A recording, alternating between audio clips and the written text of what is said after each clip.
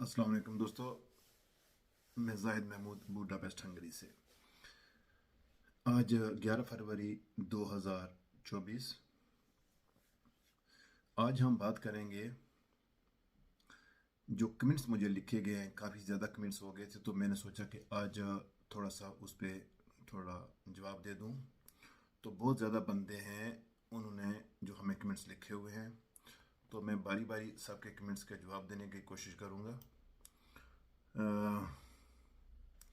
असल में मैं बेसिकली कुछ बंदे तो इस तरह के कुछ नंबरों का भी मांगते कि नंबर दे दें, और ये बेसिकली हम डायरेक्ट कोई वीज़ू का काम नहीं करते। मैं सिर्फ इंफॉर्मेशन बेस पे ही ये वीडियो रिकॉर्ड करता हूँ।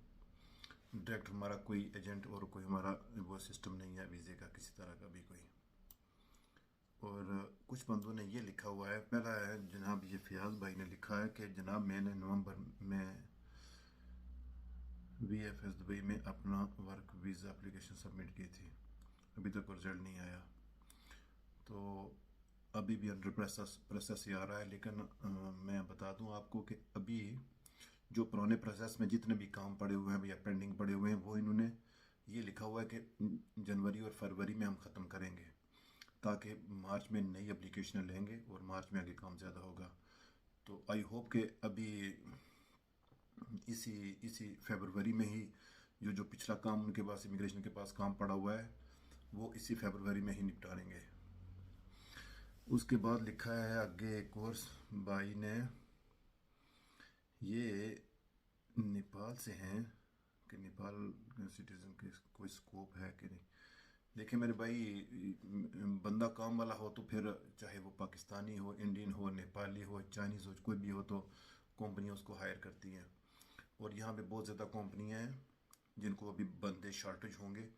तो प्लीज़ आप लोग ट्राई करें, बेशुमार कंपनियां हैं जो डायरेक्ट हायर भी करेंगी। आप नेट से चेक कर लें, आपके रिलेटेड जो कंपनी हो, जैसे कोई वेल्डर है तो वो वेल्डिंग वाली कंपनी सर्च करे, और जो बंदे इलेक्ट्रिशियन है वो इलेक्ट्रिशियन, और जो पाइप फिटर है वो पाइप फिटर, जो ड्राइवर है वो ड्राइवर की जॉब अप्लाई करें। तो किसी न किसी बगैर एजेंट के भी आपका काम हो सकता है, और आप ट्राई करें तो हो सकता है पॉसिबिलिटी। कतर से किया 2 मंथ हो गए। एक और भाई ने लिखा है, वो कतर से लिखते हैं कि मैंने कतर से 2 महीने हो गए मैंने अप्लाई किया हुआ है। तो उनके लिए भी यही है कि अभी थोड़ा सा वेट करें, और इस फरवरी में आई होप कि इस फरवरी में ही जवाब दे देंगे, क्योंकि अभी 2-3 बंदे इंडिया से आए हैं, उनको अभी पासपोर्ट दे दिए थे उन्होंने, तो वो अभी आए हैं। तो इसका मतलब है कि बाकी सबको साथ ही देंगे। अभी कोई वो इतना बड़ा इशू वाली बात नहीं है कि जिनके प्रोसेस पिछले थे वो ख़त्म कर रहे हैं और उनको दे रहे हैं। अच्छा भाई, हंगरी की अपॉइंटमेंट कब तक मिलेंगी? ये एक यूज़र भाई ने लिखा है, हंगरी की जो अपॉइंटमेंट है वो तो मार्च में ही खुलेंगी, और आप ना जो दुबई से करेंगे वो VFS के थ्रू भी चेक कर सकते हैं। और अगर किसी बंदे को कोई इन्फॉर्मेशन चाहिए हो डायरेक्ट, तो वो डायरेक्ट किसी भी एम्बेसी में लिख के ना कि अपॉइंटमेंट चाहिए, तो वो जिस एम्बेसी जो जो इंडिया से है वो दिल्ली वाली एम्बेसी में, या जो पाकिस्तान वाले वो इस्लामाबाद में, इस तरह जो है ना, वो उनको ईमेल करके भी चेक पूछ सकते हैं इन्फॉर्मेशन, वो आपको इन्फॉर्मेशन भेज देंगे।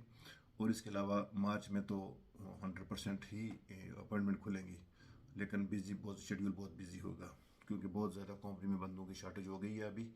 और अभी जो वीज़े लगेंगे वो भी फास्ट लगेंगे और जल्दी लगेंगे, ताकि जो यहाँ पे लेबर की कमी हो गई है वो पूरी हो सके।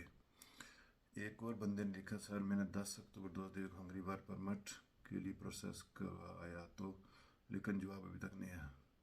मुझे फूड और अकोमोडेशन का लेटर लेटर मिला है, बाकी और कोई लेटर नहीं आया।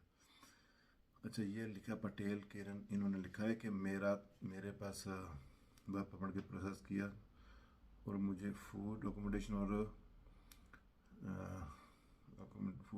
का लेटर मिला है। ये तो किसी ने वैसे ही बना के भेज दिया होगा, मजाक किया होगा किसी आपके साथ। बेसिकली ये जो कॉन्ट्रैक्ट होता है, मेन कॉन्ट्रैक्ट होता है, और उसके साथ एक लेबर ऑफिस का पेपर होता है हंगरी की लैंग्वेज में, उसके ऊपर लिखा होता है इगाजुलाश, वो हंगरी की लैंग्वेज में लिखा होता है इगाजुलाश।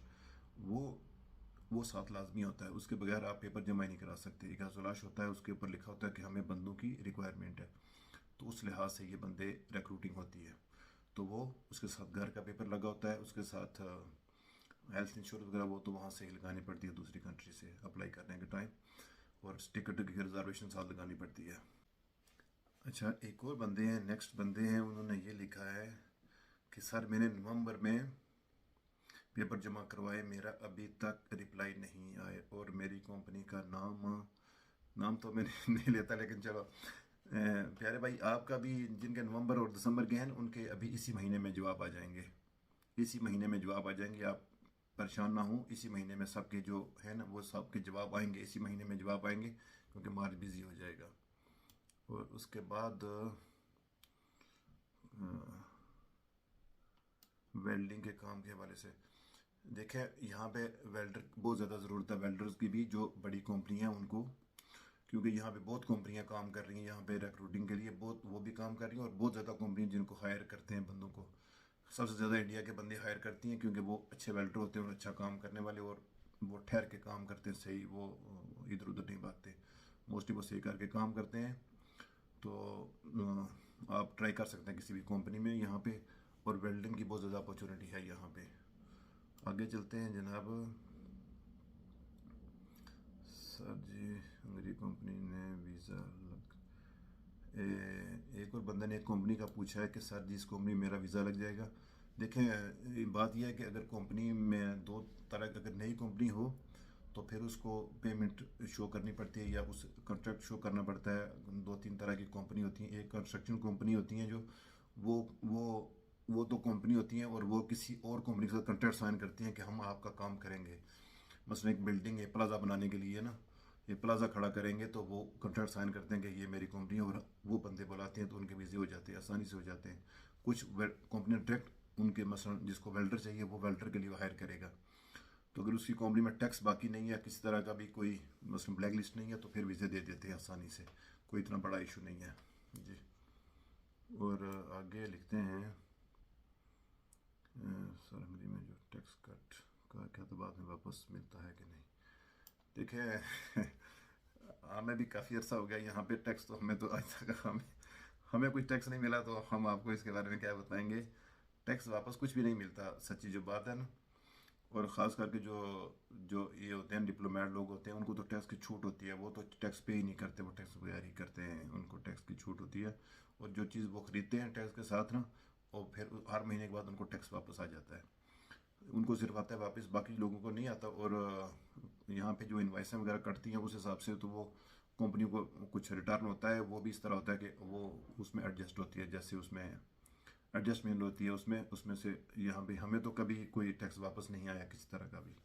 यह मैं आपको क्लियर कट बता देता हूँ, क्योंकि हमारी कंपनियाँ 2013 से काम कर रही हैं, और हमें जो ज़ाती एक्सपीरियंस है अभी तक आज तक तो हमें दिला नहीं वापस आया।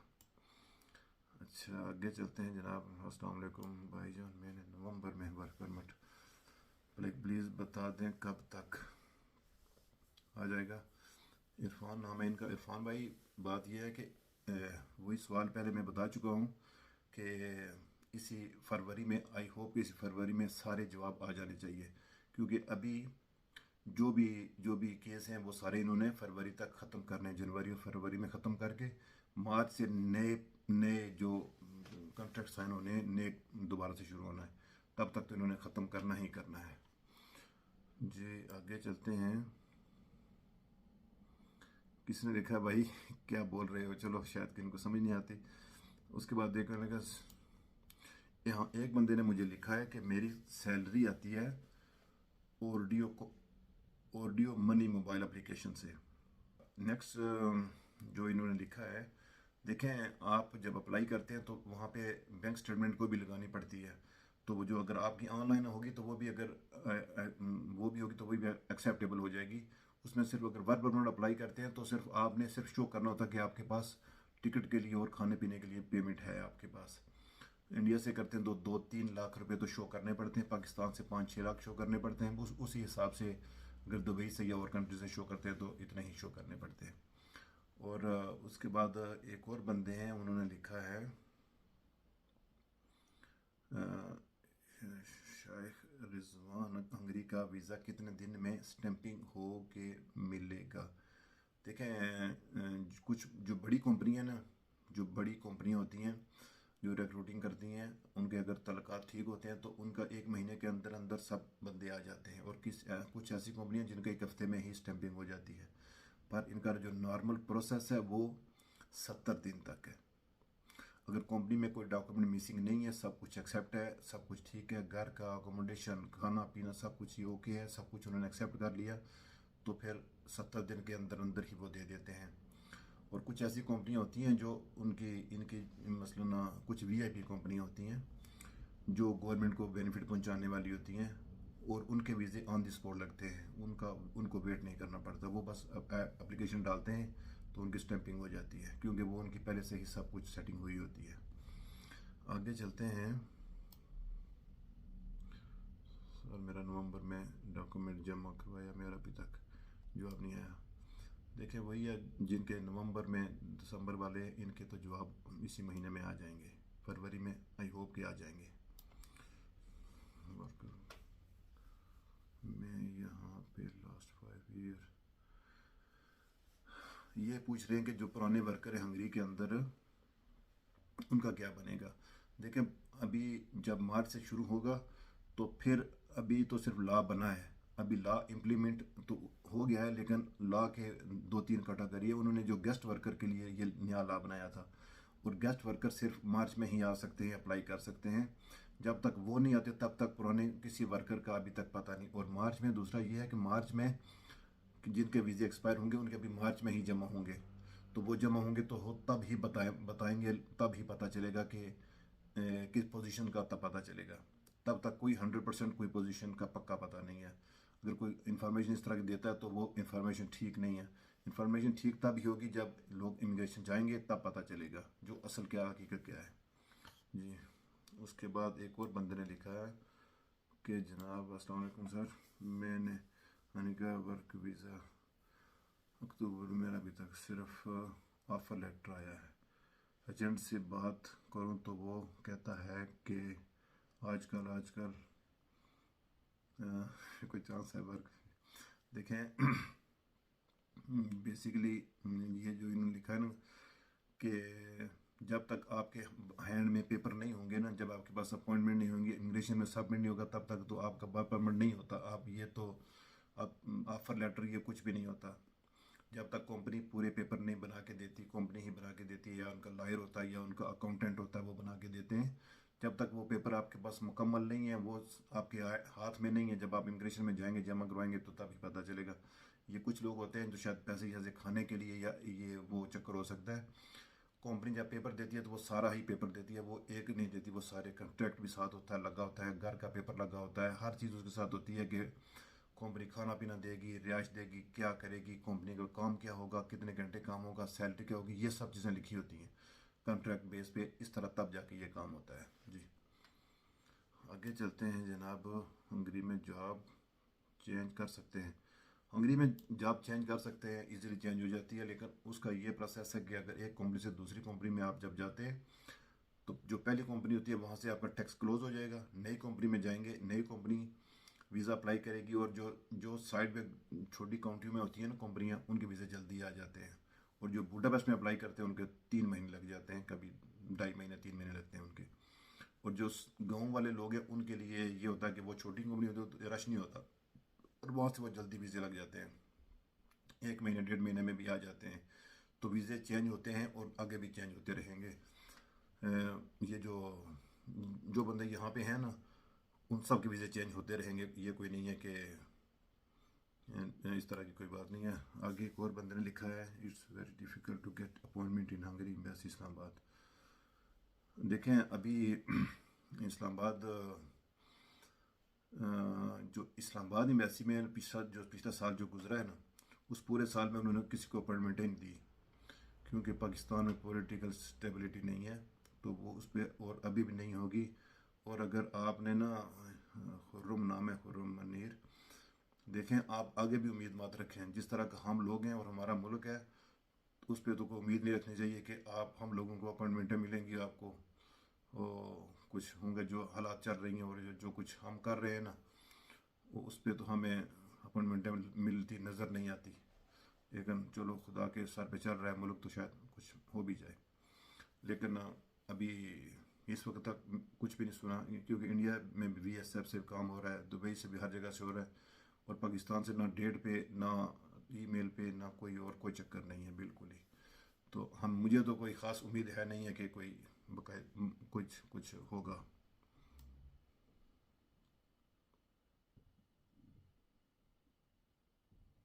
अच्छा, एक बंदे ने हंगरीन में लिखा है, तो उसको तो मैं हंगरीन में जवाब अगर देता हूँ तो फिर वो वही समझेगा, आप लोगों को नहीं समझ आएगी उसको। चलो मैं बाद में कभी वीडियो बनाऊंगा उसके लिए। सर जी ने मैंने दिसंबर में वर्क परमिट अप्लाई किया है, उनको कब आएगा रिज़ल्ट? रिज़ल्ट जो है ये गुर गुरप्रीत सिंह, देखें रिज़ल्ट तो इसी महीने आ जाना चाहिए। जो भी पेंडिंग केस है वो सारे इसी महीने में आई होप कि ये निपटा देंगे, क्योंकि इन्होंने आगे मार्च में नई एप्लीकेशन लेनी है और नया सिस्टम से नए सिस्टम पे काम करना है, और पुराना जितना भी इनके पास सिस्टम में बैकअप है वो सब कुछ है, वो इन्होंने ख़त्म करना है। तो आई होप कि वो आपको इसी महीने जवाब दे देंगे।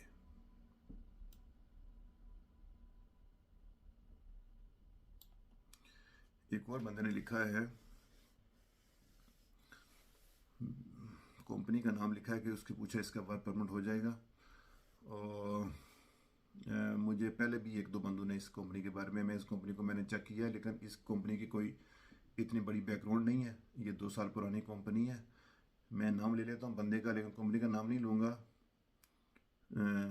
नईमुर रहमान लिखा हुआ नाम इनका, और इन्होंने लिखा था कि इस एक कंपनी के बारे में पूछा है। मैं कंपनी का नाम नहीं लेता हूँ। नईम भाई बात सुने, ये जो कंपनी है ना, इसकी रेपुटेशन इतनी कोई ख़ास ठीक नहीं है, क्योंकि मैंने ये कंपनी सर्च की थी। क्योंकि मैं हंगरीन जानता हूँ और मैं हंगरीन पढ़ना लिखना जानता हूँ।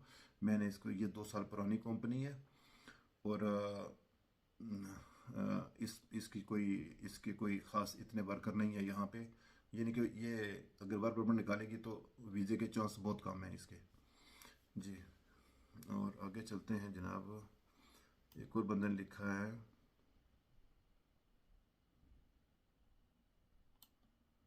ये लिखा अस्सलाम वालेकुम, बैटरी प्रोडक्शन वर्कर के लिए एलिजिबल है क्या अदर कंट्रीज नेशनल्स? क्यों नहीं है? यहाँ पे तो थर्ड कंट्री के लोग जो हैं, जैसे हम थर्ड वर्ल्ड कंट्री में पढ़ते हैं, सारे एशियन हो गए सारे, तो सारे वहाँ से ही आ रहे हैं अभी तो। क्योंकि फ़िलिपीन के बंदे भी बहुत ज़्यादा हैं, यूक्रेन के, सॉरी, वियतनाम के बंदे वो भी बहुत ज़्यादा आए हैं, किर्गिस्तान के, ताजिकिस्तान के, और वहाँ से भी बंदे अभी काफ़ी आ रहे हैं इधर। इन्हीं कामों के लिए बंदे वो आ रहे हैं। ये हाँ, वर्कर का काम तो हमारे लोग ही करेंगे, क्योंकि ये थोड़ी करते हैं। अच्छा, जैसे हमारे लोग जाके करते हैं ना, दुबई को चलाया हुआ है, सऊदी अरब को चला रहे हैं, यही तो ये देसी लोग ही तो चला रहे हैं जाके वहाँ पे, नहीं तो वो तो भूखे मर जाएं। सर जी आगे लिखा हुआ, सर 20 से 25 लगाकर यहाँ पे बिजनेस, पाकिस्तान बिजनेस करने से बेहतर है बंदा यूरोप चला जाए तो वर्क परमिट पे। पाकिस्तान से तो मैं मान सकता हूँ, पाकिस्तान की हालत जो देखे वहाँ पे तो 1 रुपया भी नहीं लगाना चाहिए, जो जो वो हालत है उसकी, जो इसमें कोई नहीं लगाता इस वक्त। हमारे जहाँ से मैं बिलोंग करता हूँ, वहाँ हमारे गांव में भी एक बंदे ने लगाई है कुछ, वो पानी की फैक्ट्री लगाई है, तो उसको परमिशन नहीं मिली। तो इसका क्या मतलब है कि आप ना ही करें इन्वेस्ट वहाँ पे, तो डुबाने वाली बात है। वो इमरान खान ने कई बंदे बुलाए थे, बंदे उस वक्त के आप आज इन्वेस्ट करें, तो वो सारे ही भाग गए। अच्छा, फैक्ट्री, अगला एक और बंदे हैं, इन्होंने लिखा है फैक्ट्री वर्कर की salary other time over time मिलाकर कितनी आती है महीने में? देखिए, कंपनी पे डिपेंड करता है आपकी सैलरी कितनी महीने की फिक्स है। कम से कम 3 लाख, जो होते हैं ना फैक्ट्री वर्कर्स, इनकी उस पेपर में मिनिमम ही होती है, लेकिन 3 लाख तक होती है सैलरी इनकी। कई जगह पे 3.5 लाख होती है। और फैक्ट्री का काम होता है वो 8 घंटे का होता है, और जो रेस्टोरेंट वगैरह का होता है उनका 12 घंटे का भी होता है। और कुछ फैक्ट्री है जो ओवर टाइम देती है साथ में ही, अगर वर्कर ठीक हैं, अच्छे हैं, मेहनत करने वाले हैं तो ओवर टाइम देते हैं। मसलन 1000 यूरो से ऊपर तक वो आराम से बचा सकते हैं, 1000 यूरो नॉर्मली वो बचा सकते हैं।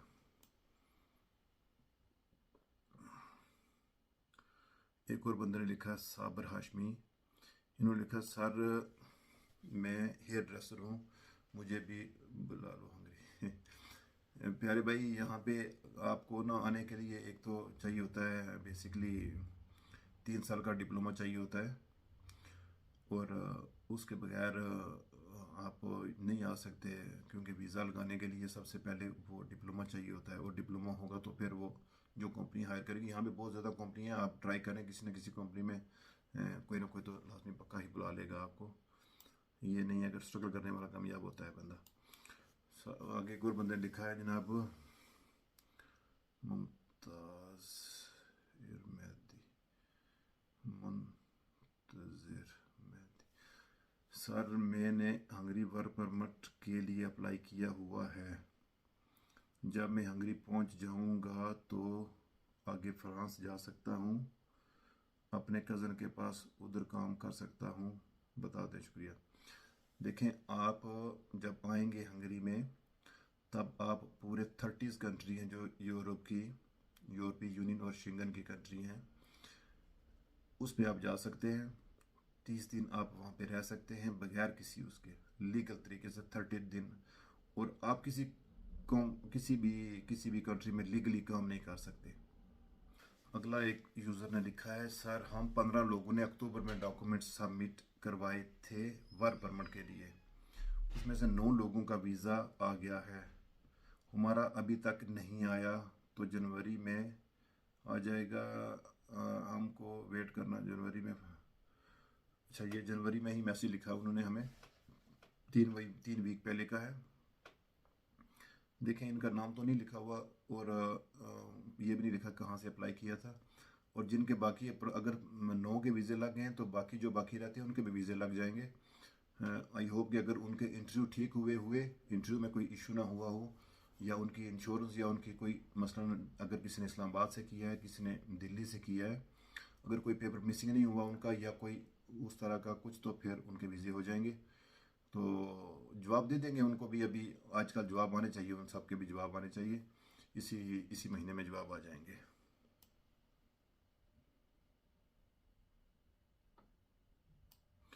एक और बंदे ने लिखा है सर जी पुलिस करेक्टर सर्टिफिकेट में FIR शो हो लेकिन स्टेटमेंट में भी बेगुनाह हो, अदालत से बरी हुआ हो, हंगरी का वर्क परमिट मिल सकता है।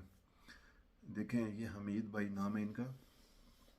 हमीद भाई देखें, अगर आप FIR हुई है, और अगर आप देखें FIR का यहाँ पे कोई लेना देना नहीं है। करेक्टर सर्टिफिकेट अगर आप वहाँ से जो हंगरी का जो वर्क परमिट अगर पाकिस्तान से अप्लाई करते हैं तो करेक्टर सर्टिफिकेट नहीं मांगते, वहाँ से पाकिस्तान से नहीं मांगते करेक्टर सर्टिफिकेट। जो वीज़ा अप्लाई करते हैं इंडिया से मांगते हैं और पाकिस्तान से नहीं मांगते। जो भी अप्लाई करते हैं वो करेक्टर सर्टिफिकेट के बगैर ही अप्लाई करते हैं। जहाँ तक मेरा इल्म है कि वहाँ से करेक्टर सर्टिफिकेट नहीं मांगते, और अगर दिल्ली से वहाँ से मांगते हैं तो फिर उसका मुझे भी कोई पक्का पता नहीं है कि वो किस तरह आगे उसका होता है, लेकिन पाकिस्तान से नहीं मांगते। आगे एक और मैंने लिखा Hungary immigration laws and UAE laws same, जो इन्होंने नए लॉ लेके हैं वो दुबई की तरह ही है, वीज़े देते रहो और उसके बाद भगा दो, नए बंदे ले आओ।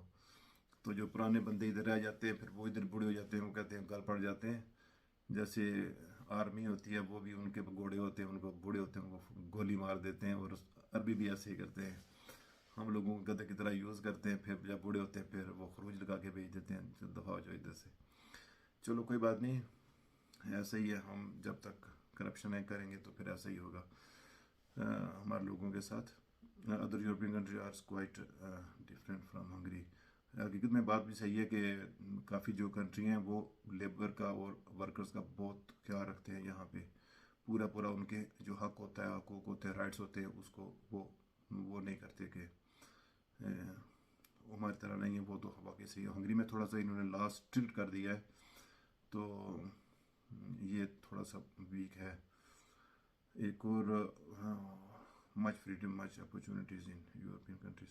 ये बात भी सही है। ये इनका है कि आपने काम किया तो आपको सैलरी 100% मिलेगी, आपसे कोई फ्रॉड नहीं करेगा, कोई गड़बड़ नहीं होगी, ये 100% यहाँ पे ठीक है। इस लिहाज से ये तो यूरोप इस लिहाज से ठीक है। एक और बंदे ने पूछा है सर एफडी कंपनी कैसी है। एक और बंदे ने लिखा है कि ये कंपनी के बारे में पूछा। देखें कंपनियाँ मैंने पहले भी इसके बारे में बता चुका हूँ, लेकिन कंपनी अगर नई कंपनी बिल्कुल है तो अगर वो थोड़ी स्ट्रांग है पैसे के लिहाज से तो फिर वो वीज़े आ जाएंगे उसके भी। अगर पुरानी कंपनी या टैक्स बाकी नहीं है कोई तो फिर उसके भी वीज़े आ जाते हैं। अगर टैक्स बाकी हो या ब्लैक लिस्ट में ना हो या करप्ट ना हो कहीं से कुछ, तो फिर वो ब्लैक लिस्ट ना हो तो फिर वो दे देते हैं वीज़े। एक और बंदे ने लिखा सर जी मैं वेल्डिंग का काम जानता हूँ, मुझे कोई वीज़ा मिल जाएगा क्या। देखें एहसान भाई, वीज़ा भी मिल जाता है और काम, लेकिन आज जो वेल्डर है उनके लिए तो ये होता है कि ये बहुत सी अगर रिक्रूटिंग कंपनी होती है वो वेल्डर उठाती हैं वहाँ से, इंडिया से, पाकिस्तान से, बांग्लादेश से बेशुमार बंदे यहाँ पे आते हैं, नेपाल से भी आते हैं वेल्डर यहाँ पे। तो बेशुमार कंपनियाँ जो मैन पावर कंपनी होती हैं वो लेके आती हैं। आप उनसे रब्ता करें और उसके लिए डिप्लोमा चाहिए होता है। अगर डिप्लोमा आपके पास है 2 साल का 3 साल का डिप्लोमा होता है, वो जमा करवाना पड़ता है, अपनी CV और सब कुछ देना पड़ता है। तो फिर उसके बाद वो कंपनी अप्लाई करती है, जो रिक्रूटिंग कंपनी होती है वो अप्लाई करती है, फिर तब वीज़ा होता है। उसके बाद एक और बंदे ने लिखा है, वही लिखा मैंने अक्टूबर में अप्लाई किया था, तो आप बता सकते हो कि एजेंट बोल रहा है फरवरी तक आ जाएगा जॉब ऑफ़र। देखिए अगर आपने वर्क परमिट अप्लाई किया हुआ है तो फिर तो वीज़ा आ जाएगा, फिर तो फरवरी तक वीज़ा भी आ जाएगा। इनका नाम है यश कीरत। यश भाई, अगर आपका वीज़ा फिंगर हो चुके हैं, आपके सबके हुए हैं अक्टूबर में, तो आपका वीज़ा तो 100% इसी महीने में आ जाएगा। वीज़ा भी होगा या डिसीजन आ जाएगा, वीज़े का तो नहीं मुझे पता, लेकिन डिसीजन इस महीने आ जाएगा। हो सकता है वीज़ा भी हो जाए, ना भी हो, कुछ भी होगा, वो तो इमिग्रेशन ही बता सकती है जी। और आगे एक और लिखा है बंदे ने, सर मुझे क्लीनर में आना है, आप भाई डील करते हो क्या वर्क परमिट के। देखें भाई हम डील शील कुछ नहीं करते, ये आप ना जो रिक्रूटिंग कंपनी है ना वो ढूंढ के वहाँ से अप्लाई करें। बेशुमार रिक्रूटिंग कंपनियाँ हैं, दुबई में भी हैं, पाकिस्तान, इंडिया, हर जगह है।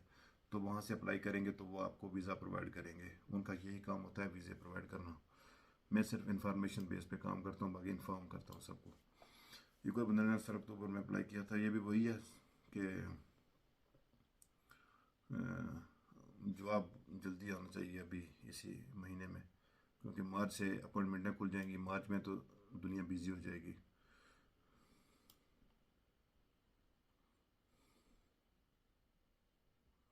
एक और बंदे ने लिखा है जी कि डिलीवरी जॉब और टैक्सी ड्राइवर जॉब्स मैं दुबई में हूँ।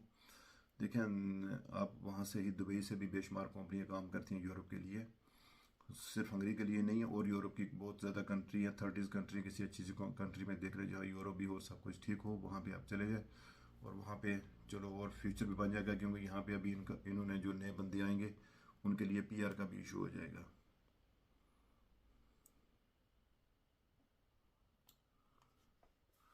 एक और बंदे ने लिखा है जनाब अजहर, अस्सलाम वालेकुम भाई, मैंने वर्क परमिट चाहिए मुझे, प्लीज़ 6 ईयर हो एक्सपीरियंस इलेक्ट्रिकल इंजीनियरिंग और एग्रीकल्चर फील्ड। देखें आप भी ना रिक्रूटिंग कंपनी चेक करें किसी पे जो वीज़े प्रोवाइड करती है, तो वहाँ से आपका भी चांस हो सकता है मिल जाएगा। तो आज के लिए बहुत, अभी कुछ काफ़ी कमेंट्स रहते हैं जिन पे जवाब देना था, और अभी मेरे मोबाइल की बैटरी भी लो हो गई है। और बाकी नेक्स्ट किसी वीडियो में आपको सबको जवाब देते हैं। तब तक के लिए आप लोगों का बहुत बहुत शुक्रिया, और चैनल को लाइक और सब्सक्राइब करें और बेल आइकन दबाएं। Thank you very much, thank you, good night.